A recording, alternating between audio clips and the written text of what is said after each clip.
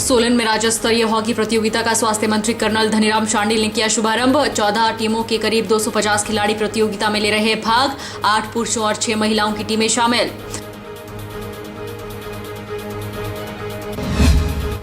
हिमाचल के लोग मीट खाते हैं इसलिए आई आपदा। आईआईटी मंडी के निदेशक के बयान का वीडियो वायरल। ज्यादा खाना खाने की वजह से मर रहे लोग, ये भी कहा। लक्ष्मीधर बेहरा के बयान की लोग कर रहे निंदा।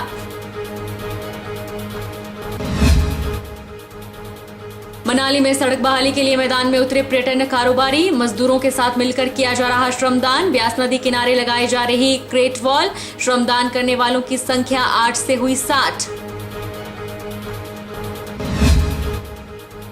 और गोविंद सागर झील में तैरता हुआ मिला पत्थर। घर ले जाने की जगह विजय कुमार ने अपनी श्रद्धा का दिया परिचय। पत्थर को हनुमान मंदिर में किया अर्पित। सूचना मिलते ही दर्शनों को जुट रहे लोग।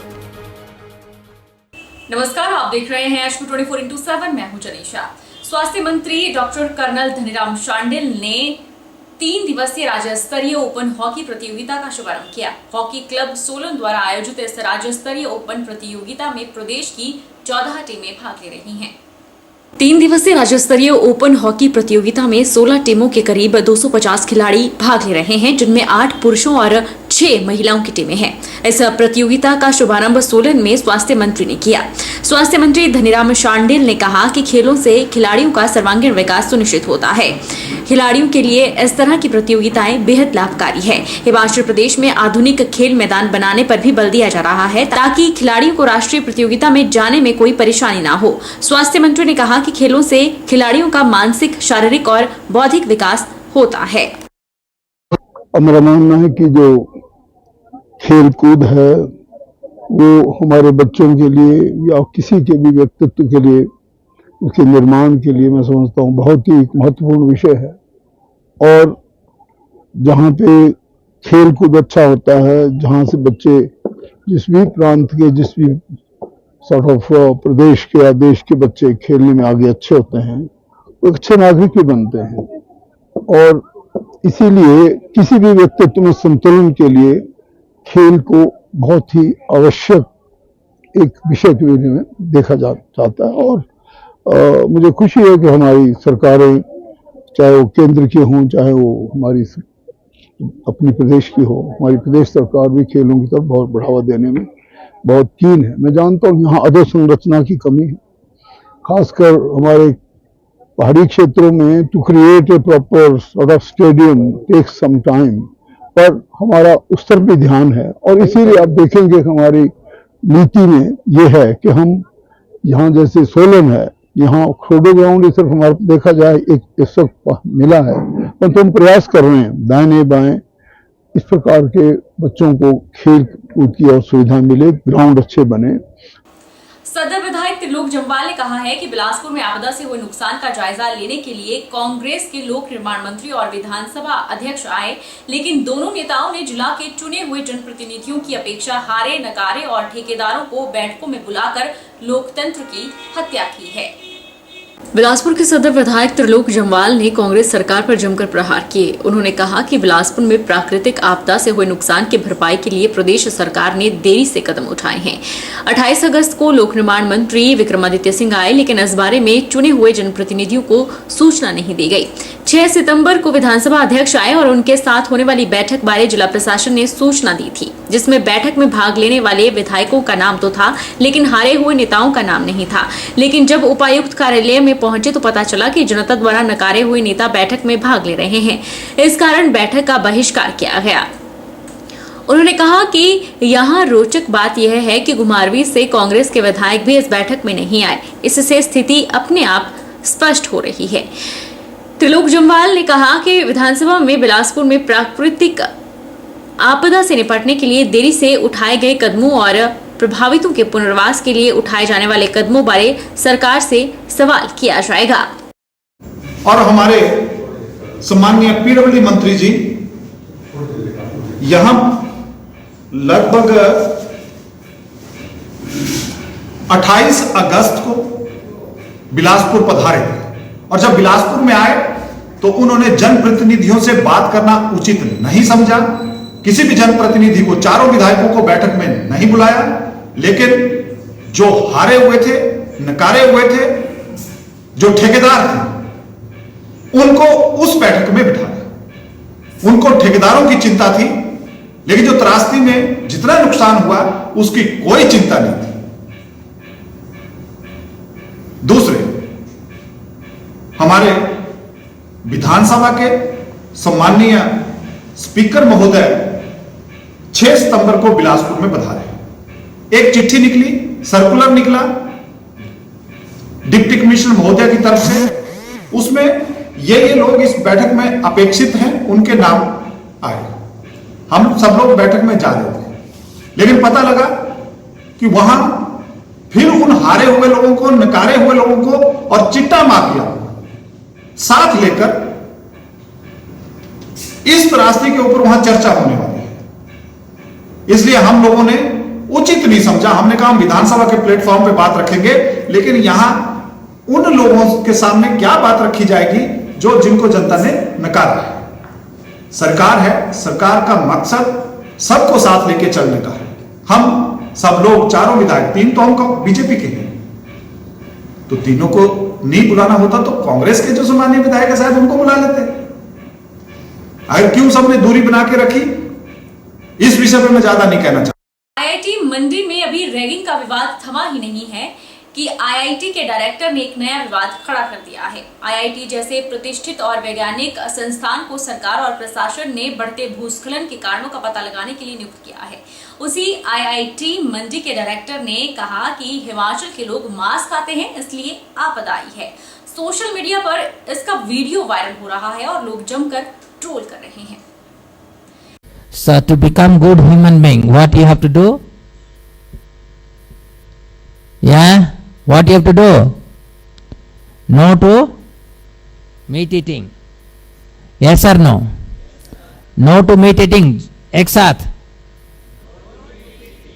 आवाज नहीं आ रहा है, एक साथ फिर नहीं, पूरा ढंग से बोलो। Yes.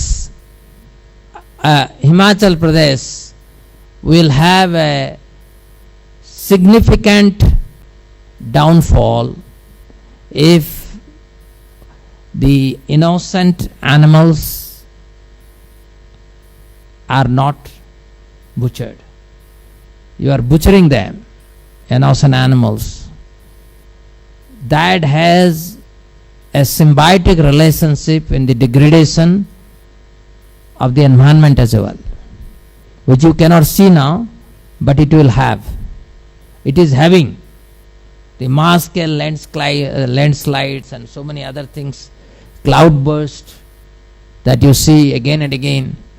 These are all effect of this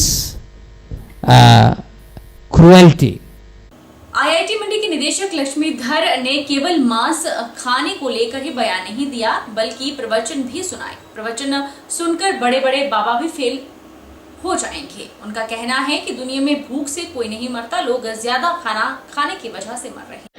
You must realize nobody dies in this world out of hunger. People are dying because of overeating.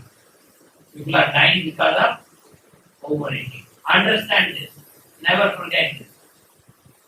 We don't die because of hunger. Hunger makes you a better person. If you can maintain fast, you will have better control of your senses.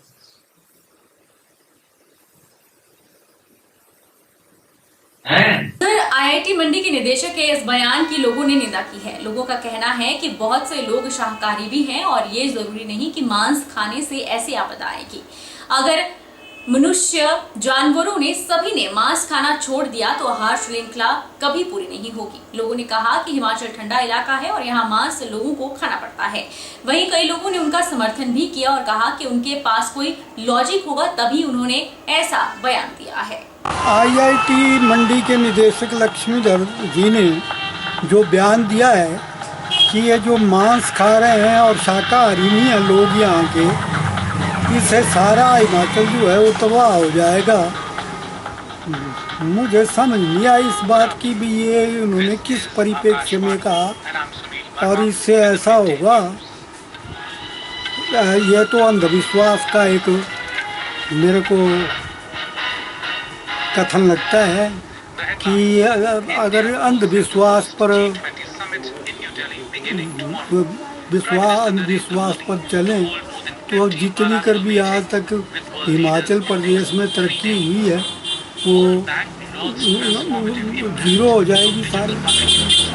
तो मांसाहारी होने से ये तबाह हो जाएगा या इसके पीछे इनकी कोई धार्मिक भावना है, मैं इस बारे में कोई कुछ नहीं समझ सका।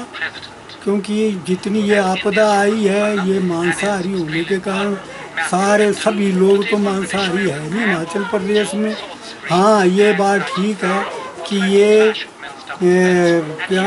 ठंडा इलाका होने के कारण यहाँ मांस का प्रयोग ज़्यादा करते हैं। का तो क्या लॉजिक होगा इसके बारे में, परंतु मैं ऐसा कहता हूँ कि मांस खाना जो है पशुओं का आहार है, आदमी का आहार नहीं है। ये आदमी को खाना ही नहीं चाहिए। हो सकता है उनके लॉजिक के अनुसार के बैड विशेष पड़ती हो पशुओं की बेचारों की कि भाई देखो हमारे को ऐसे ही खा जाते हैं, तो क्यों ना उनकी भी बैड विशेष पड़ती होगी और उनको तो फिर नहीं खाना चाहिए मांस। मेरा यही है प्रतिक्रिया, मांस खाना ही नहीं चाहिए। ये पशुओं के लिए है, आदमी के लिए नहीं है। इसका ऐसा है ना, जैसे मंदिरों में पहले देवताओं को बकरा वगैरह चढ़ाया जाता है, उसके बाद उसका सेवन किया जाता है। तो बकरा इसलिए चढ़ाते हैं भाई जो देवताओं के जो संगी साथी होते हैं भाई उनके खुश करने के लिए इसको चढ़ाते हैं। हमारे नॉलेज में ऐसा है। तो ये परंपरा मतलब शुरू से चली हुई है। जैसे शिवरात्रि में भी यहाँ आते हैं तो पहले शिवरात्रि के मेले शुरू होने से पहले बकरा चढ़ाते हैं, उसके बाद देव का मुरुनाग देव को चढ़ाते हैं, तो उसके बाद मेले शुरू होते हैं। मेरे हिसाब से तो हिमाचल में या पहाड़ी इलाके में लोग जो अक्सर मांस खाते हैं और उनका जो जीवन यापन है शुरू से ही है उस पर निर्भर है। तो उसमें मतलब ठंडे इलाके होने की वजह से वो मांसाहारी उनको मजबूरी में खाना पड़ता है ताकि भाई उनका बॉडी भी ठीक रहे। और पर ये जो आपदा वाली बात है कि उसके कारण हो रही है, ये तो गलत है। ऐसा तो होना नहीं चाहिए। तो फिर एक्चुअली लोग मैक्सिमम जो है अभी मतलब शाकाहारी हो रहे हैं। कोई ज़रूरी नहीं है कि मांस खाने से ऐसे आपदा आएंगी कि जैसे वो बोल रहे हैं। अब इसका कोई लॉजिक उनके पास होगा कि भाई ऐसा है भाई हाँ नहीं मांस खाने से ऐसा होगा। तो मेरे हिसाब से तो सबको मांस छोड़ देना चाहिए। फिर जीव जंतु तो बेचारे हो जाएंगे। ऐसा तो नहीं। बैलेंस मतलब बैलेंस जो बनाना है हमने अपनी प्रकृति का, तो उसके लिए भी जरूरी है। तो ये तो गलत है कि भाई ये नहीं मांस खाने से जो है हिमाचल में जो आपदा आई है, ये मांस खाने से यहाँ पर जो आपदाएं आ रही हैं उसके कारण हो रही है। तो मेरे हिसाब से इसमें कोई लॉजिक है, उन्होंने कोई रिसर्च की होगी, उसी हिसाब से उन्होंने बयान दिया हुआ है। तो इसके ऊपर ज़्यादा दृष्टिकोण तो वही डाल सकते हैं। पर जहाँ तक मेरा अपना सोच है तो उन्होंने कोई रिसर्च की होगी, तभी उन्होंने इतना बड़ा जो बयान दिया हुआ है। ये तो ऐसा है जैसे मांसाहारी खाने के लिए जो उनका बयान है, इससे आप बता कि कोई भी लेना देना नहीं है। क्योंकि आप बता तो बारिश के कारण और कुछ दूसरे कारणों से आ रहा है जी, ना कि जैसे डंपिंग पॉइंट है क्या पहाड़ी बारिश से ज़्यादा होने से हो रही है। रुकेंगे छोटे से ब्रेक के लिए।